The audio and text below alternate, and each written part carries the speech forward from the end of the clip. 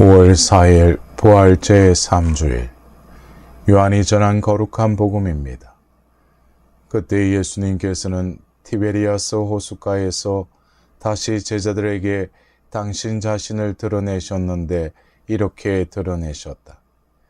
시몬 베드로와 쌍둥이라고 불리는 토마스, 갈릴레아 가나 출신 나타나엘과 제베데의 아들들, 그리고 그분의 다른 두 제자가 함께 있었다. 시몬 베드로가 그들에게 나는 고기를 잡으러 가네 하고 말하자 그들이 우리도 함께 가겠소 하였다. 그들이 밖으로 나가 배를 탔지만 그날 밤에는 아무것도 잡지 못하였다. 어느덧 아침이 될 무렵 예수님께서 물가에 서 계셨다. 그러나 제자들은 그분이 예수님이신 줄을 알지 못하였다. 예수님께서 그들에게 얘들아 뭘 좀 잡았느냐 하시자 그들이 대답하였다. 못 잡았습니다. 예수님께서 그들에게 이르셨다. 그물을 배 오른쪽에 던져라. 그러면 고기가 잡힐 것이다. 그래서 제자들이 그물을 던졌더니 고기가 너무 많이 걸려 그물을 끌어올릴 수가 없었다. 예수님께서 사랑하신 그 제자가 베드로에게 주님이십니다 하고 말하였다. 주님이시라는 말을 듣자 옷을 벗고 있던 베드로는 겉옷을 두르고 호수로 뛰어들었다. 다른 제자들은 그 작은 배로 고기가 든 그물을 끌고 왔다. 그들은 못에서 100m쯤밖에 떨어져 있지 않았던 것이다. 그들이 못에 내려서 보니 숯불이 있고 그 위에 물고기가 놓여 있고 빵도 있었다. 예수님께서 그들에게 말씀하셨다. 방금 잡은 고기를 몇 마리 가져오너라. 그러자 시몬 베드로가 배에 올라 그물을 무트로 끌어 올렸다. 그 안에는 큰 고기가 153마리나 가득 들어 있었다. 고기가 그토록 많은데도 그물이 찢어지지 않았다. 예수님께서 그들에게 와서 아침을 먹으라 하고 말씀하셨다. 제자들 가운데에는 누구십니까 하고 감히 묻는 사람이 없었다. 그분이 주님이시라는 것을 알고 있었기 때문이다. 예수님께서는 다가가셔서 빵을 들어 그들에게 주시고 고기도 그렇게 주셨다. 이렇게 예수님께서는 죽은 이들 가운데에서 되살아나신 뒤에 세 번째로 제자들에게 나타나셨다. 그들이 아침을 먹은 다음에 예수님께서 시몬 베드로에게 물으셨다. 요한의 아들 시몬아, 너는 이들이 나를 사랑하는 것보다 더 나를 사랑하느냐? 베드로가 예 주님, 제가 주님을 사랑하는 줄을 주님께서 아십니다 하고 대답하자 예수님께서 그에게 말씀하셨다. 내 어린 양들을 돌봐라. 예수님께서 다시 두 번째로 베드로에게 물으셨다. 요한의 아들 시몬아, 너는 나를 사랑하느냐? 베드로가 예 주님, 제가 주님을 사랑하는 줄을 주님께서 아십니다 하고 대답하자 예수님께서 그에게 말씀하셨다. 내 양들을 돌봐라. 예수님께서 세 번째로 베드로에게 물으셨다. 요한의 아들 시몬아, 너는 나를 사랑하느냐? 베드로는 예수님께서 세 번이나 나를 사랑하느냐 하고 물으심으로 슬퍼하며 대답하였다. 주님, 주님께서는 모든 것을 아십니다. 제가 주님을 사랑하는 줄을 주님께서는 알고 계십니다.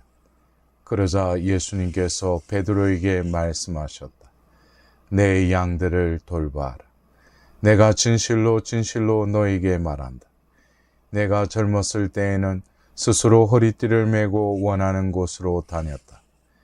그러나 늙어서는 내가 두 팔을 벌리면 다른 이들이 너에게 허리띠를 메어 주고서 내가 원하지 않는 곳으로 데려갈 것이다.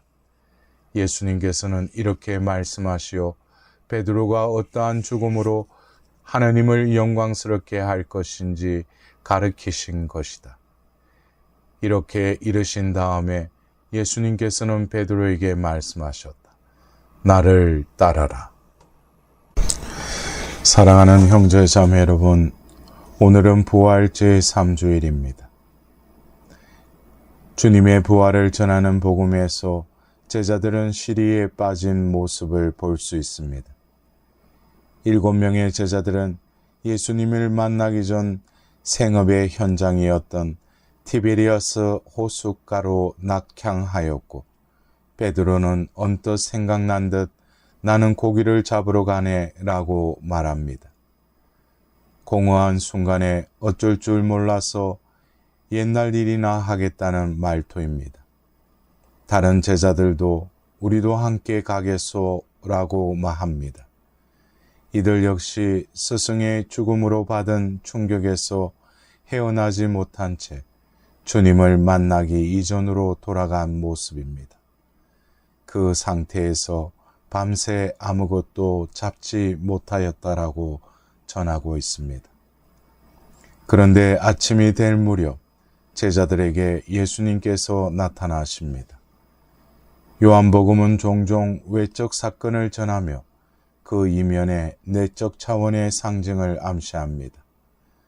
고기를 잡는 7 제자는 초대교회의 7 교회를 상징합니다. 아침이 오기 전 밤 시간의 바다는 악령이 들끓는 시간이고, 아무것도 잡지 못한 빈 그물은 초대교회에서 겪던 혼돈 상황을 상징합니다. 이때 어둠과 공허 속에 아침해를 받으며 주님께서 나타나십니다. 그리고 얘들아 하고 제자들을 부르십니다. 어른인 제자들을 두고 얘들아 라니, 본래 이 단어는 어린 사람들, 즉 주님의 현존을 체험하기 전의 상태를 뜻합니다. 예수님께서는 뭘 좀 잡았느냐 라고 물으시자 제자들은 못 잡았습니다 라고 대답합니다. 그러자 주님께서 이르십니다. 그물을 배 오른쪽에 던져라.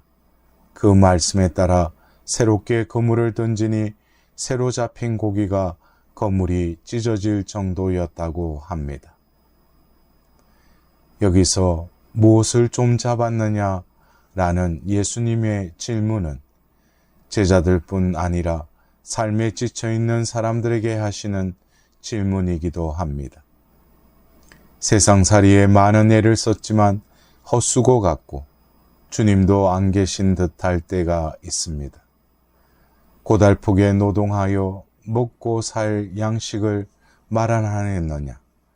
그 양식이 영혼의 굶주림과 삶의 의미를 채워주는가? 그물도 마음도 텅 비었기에 못 잡았습니다 라고 고백할 때 주님은 그물을 다시 던지라고 새로 시작하라고 이르십니다. 구체적인 삶에서 부활은 새로운 시작인 것입니다. 부활은 십자가상의 모든 실패와 절망과 죽음을 넘어선 실제이기에 새로운 시작인 것입니다. 어디서 어떻게 새로 시작해야 합니까? 주님께서는 그물을 배 오른쪽에 던져라라고 이르십니다. 특별한 곳에서 시작할 필요가 없습니다. 고기 잡던 현장에서 새로 시작하라는 것입니다. 그러나 전과 달리 하여야 합니다. 오른쪽은 빛이 비치는 곳입니다.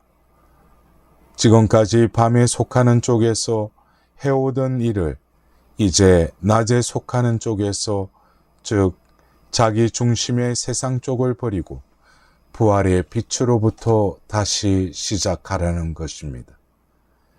그제야 무의미하고 가망 없던 일이 변화될 것입니다. 이 상황에서 예수님께서 물가에 서 계셨다. 그러나 제자들은 그분께서 예수님이신 줄을 알지 못하였다라고 말씀은 이어집니다. 인생에서 주님이 우리 곁에 계심을 알아보기가 쉽지 않습니다.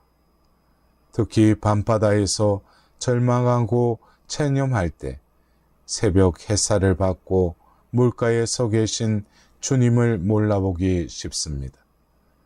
그때 예수님께서 사랑하신 그 제자가 베드로에게 주님이십니다 하고 말하였습니다. 사랑이 사랑하는 사람을 보게 합니다. 주님께 대한 사랑이 부활하신 주님을 보게 합니다. 그리고 주님께서 와서 아침을 들으라 하고 부르십니다. 최후의 만찬이 연상되는 장면입니다. 그때부터 그분께서는 말씀과 빵을 나누어 주십니다. 살과 피를 내어주시는 성체성사가 재현되는 것입니다. 그 사랑에 충격과 시리와 낙담을 넘어서는 길이 열리고 공동체가 중심을 잡습니다. 주님께서 마련하신 식사자리 성찬내에서 주님께서 질문하십니다. 요한의 아들 시몬아, 너는 나를 사랑하느냐?